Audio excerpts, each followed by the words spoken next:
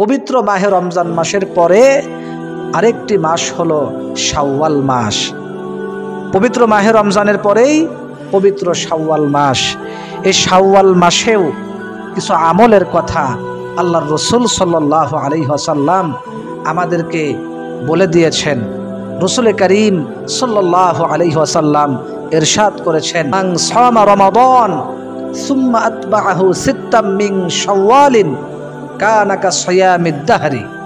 রাসূল করিম সাল্লাল্লাহু আলাইহি ওয়াসাল্লাম বলেছেন, যে ব্যক্তি পবিত্র মাহে রমজানের রোজা রাখার পরে, পবিত্র মাহে রমজানের রোজা রাখার পরে শাওয়াল মাসে 6টি নফল রোজা রাখবে, শাওয়াল মাসে 6টি রোজা রাখবে, কানা কাসিয়ামিদ দাহরি।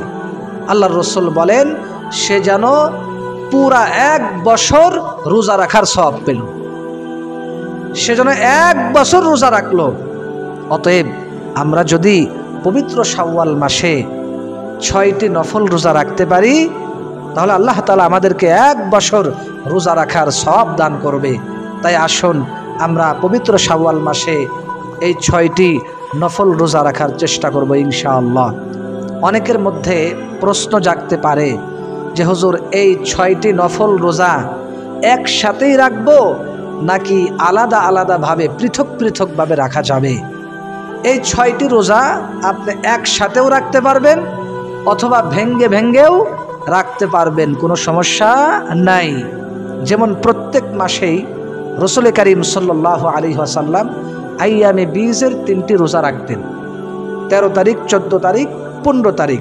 আমরা হয়তো অনেকেই জানি।